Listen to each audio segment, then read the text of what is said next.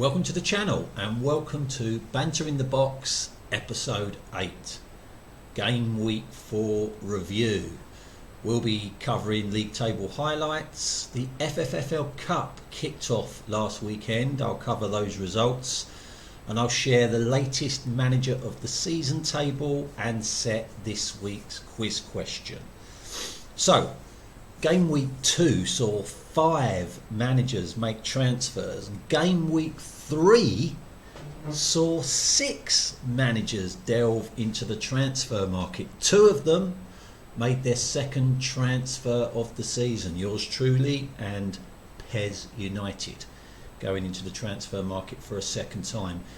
Didn't get around to doing a Game Week 3 update this weekend, and I'm doing a Game Week 4 update now because we are going into the international break. It's just started, so there are no midweek games this week. So the Game Week 4 results are already known, although the results might change before 9 PM this Thursday if anyone makes any transfers, and if they do, then I'll send an update out then. But I did just email earlier, and if you're watching this now, when this goes up, I'm talking about Monday. Monday evening I did send out the current Game Week 4 results. But this is what the league table looks like. Bottom of the table, Ryan Perrin's Pez United remain bottom, been bottom all season long, and there were no changes in the bottom 5. In 23rd, Dustbin Dynamos dropped 2 places. That's the lowest position John has occupied since the 30th of November 2017. You have to go back almost 3 years for the last time John was so low in the table. Disastrous week for Chairman's Choice, yours truly. Lowest scorers, -6 after the weekend's freak results. Biggest faller in week 4, dropped 6 places, and that's the lowest position I've occupied for almost a year. 31st of October 2019 is how long you have to go back to for the last time I was as low as 22nd. 21st place, dropping a place, Simon Hoxby's The Big Knobs. That's the lowest position Simon has ever been in all these years in the Family Fantasy Football League. He's never been as low as 21st. And after a 15-year absence, Her Majesty's Secret Service dropped 2 places to 20th, and that is George Irvin's lowest ever position in the Family Fantasy Football League.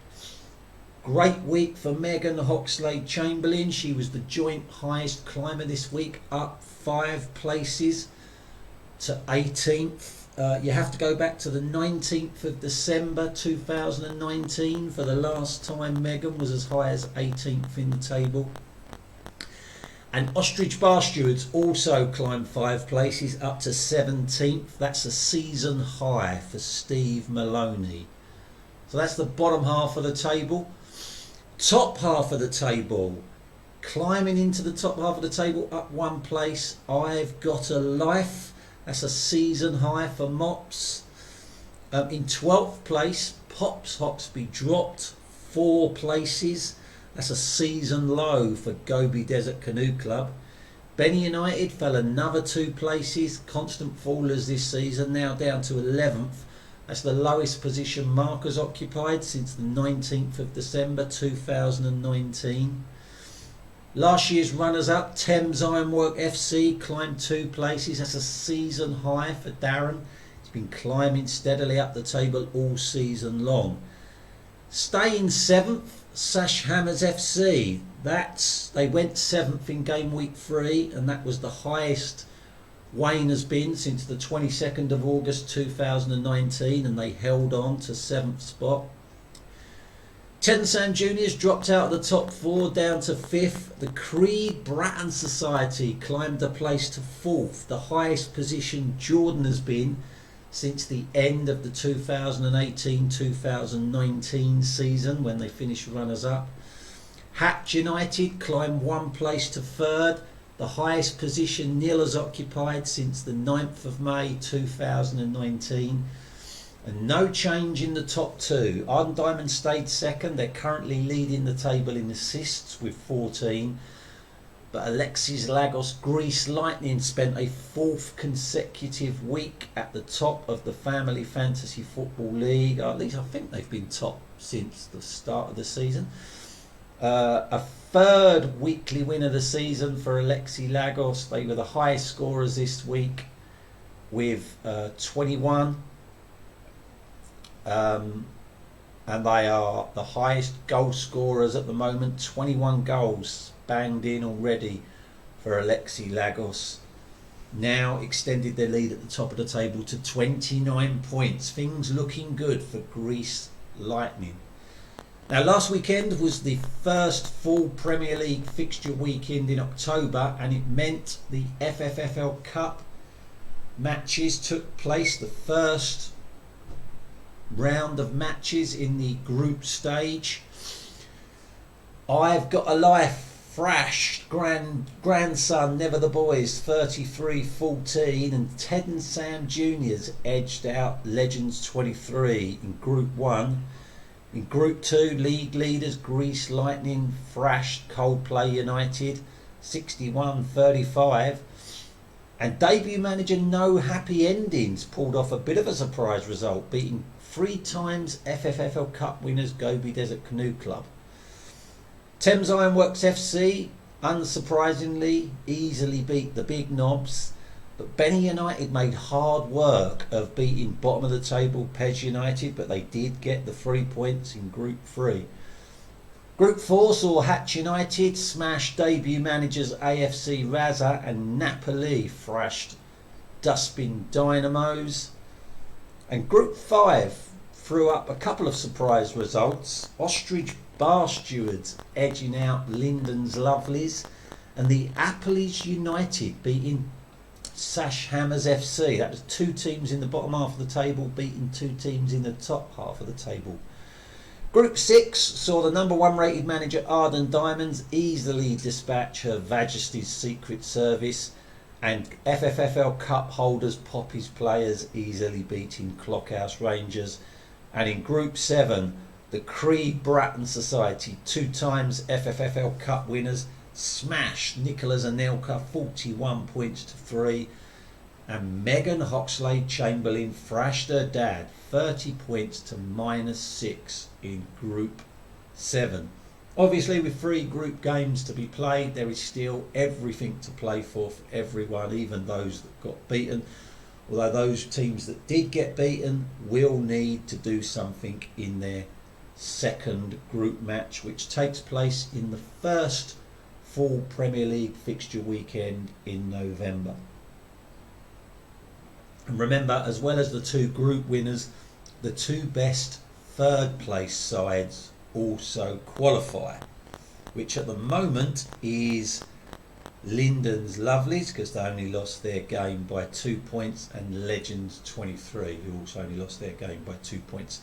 They're currently the 2 best third place sides. But it's early days. Now, last episode's who the fuck is that question, that was the picture. Plenty of managers had a go at this one, which was good to see. Benny United manager Mark Benwell, desperate to retain his manager of the season status, he thought that it was a picture of Her Majesty's Secret Service manager George Irvine. That was an incorrect answer, Mark. And Linden's Lovely's manager Joe Hoxby thought it was a picture of Coldplay United manager Martin Maloney. That was also an incorrect answer. But 2 managers got it right. Well done, Neil Hatch and Simon Hoxby, who both correctly identified that that was a picture of Pez United manager Ryan Perrin. And there is the full picture, which doesn't actually make it any clearer, but believe me, that is a picture of Ryan Perrin. So, with Neil Hatch and Simon Hoxby both scoring 2 manager of the season points, it means the league table looks like that. with Hatch United manager Neil Hatch now out in front. Well done to Neil. So this week's quiz question is not a who the fuck is that. Thought I'd change it up a bit. The question this week is this. Dominic Calvert-Lewin recently scored consecutive home hat-tricks for Carlo Ancelotti's Everton. The previous player to score consecutive home hat-tricks whilst playing for Carlo Ancelotti was Cristiano Ronaldo.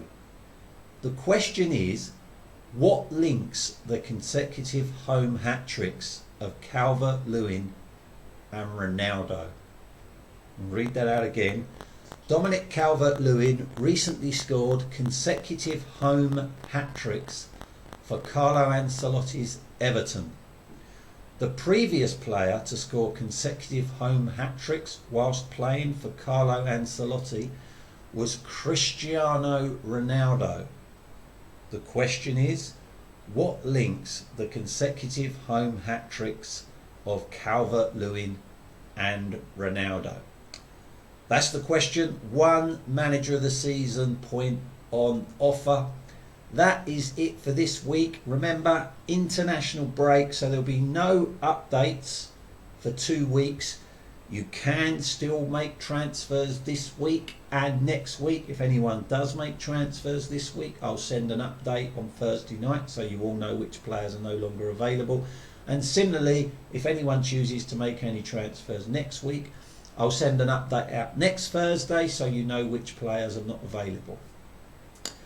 But until then, just one last thing actually. I may do, as there's going to be no football for me to update, I may do a Behind the Laughter Banter in the Box special next week. So if there's any manager who you would like to see appear in the Behind the Laughter, the first Behind the Laughter video we've done this season, then just send me a message and let me know who you want me to do, and the manager that gets the most votes will be the manager that I feature in that edition.